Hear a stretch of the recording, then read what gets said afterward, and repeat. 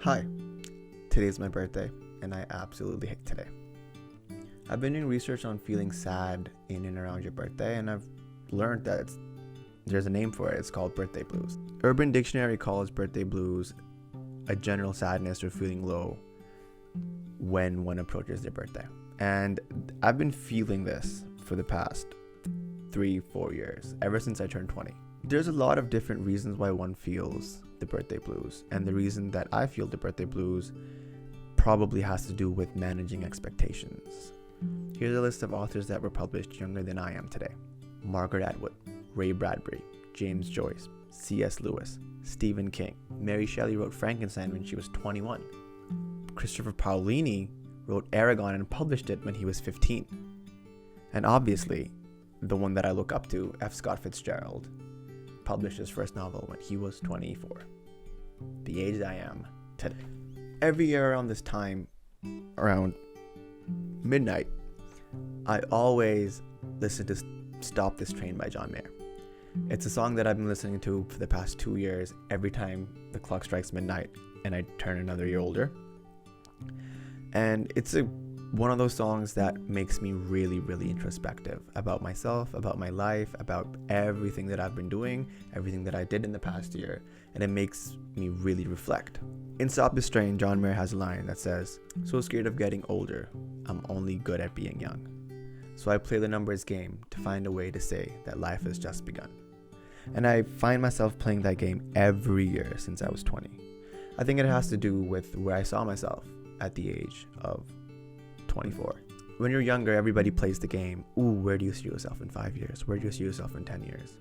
And then you lay out a list of things that you think will happen, and none of them do, or 10% of them do, or 20% of them do, or 50% of them do. Very rarely does it happen that you hit all 100% of the bullet points that you had in your head. I find myself struck between my dreams and the expectations that society and my friends, family had on me. You know, I come from a culture where time limit is equal to success. So if you finish high school when you're 17, that's good. If you finished your undergrad by 22, that's good. If you finish your master's by 23, 24, that's good. That's success. But anything out of the ordinary, and suddenly you're a black sheep. And I find myself struggling with that for a while because I had dreams about the arts. And chasing that itself is a task, but doing that in a society that's a bit hostile to your form and to the way that you express yourself is a whole different beast. And every year I'd feel like I was a year away from my dream, like another year had passed and I had not made any strides towards it. And that would make me feel down. And every time I would play Stop This Train, I would only listen to the first half of the song, where he's gloomy and talking about how he's just wants somehow to make this train stop, the train of life.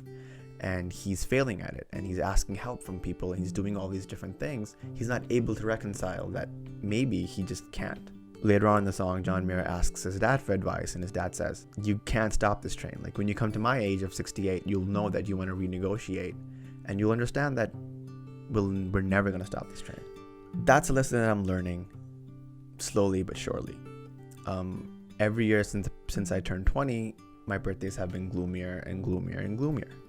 Last year I had a group of friends around me that I totally neglected, and going deep into my own cynicism and retrospectiveness, I failed to realize what I was missing on. And this year, when all my friends are like, working somewhere else in the States, some have moved back home, I now realize how much I miss them.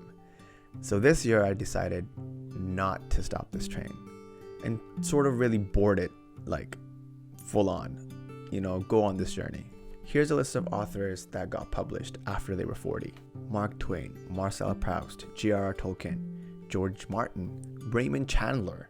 I don't think that's a small list. I think that's a list of big hitters. This year I promised myself that I wouldn't chase the meaning of success, but I would chase the pursuit.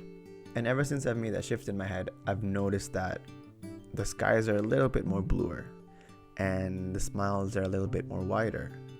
and the feeling and dread that would seep in on the night of the 13th and would take over the 14th and wouldn't go away until the 15th is sort of subsided.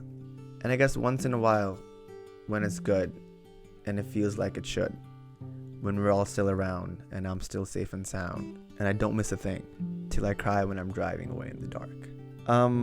I hope you guys like this. This was my attempt at not being cynical this year, and this was my attempt at being creative and like really going out for it and getting it and chasing it. Every day I'm a bit more closer to chasing my dreams. Every day I'm a bit more closer to writing that novel. Every day I'm a bit more closer to publishing it and being the writer and the person that I think I am. Thank you guys for appreciating this and liking this. And if you guys feel the same way, leave a comment and we can talk about it. This is a discussion that I feel not a lot of people have, and especially my culture doesn't really talk about it. We talk about the birthday blues, like, oh, I feel sad that I'm growing up, but we don't really talk about why. And I really wanted to do a deep dive on that today, and I hope I accomplished it.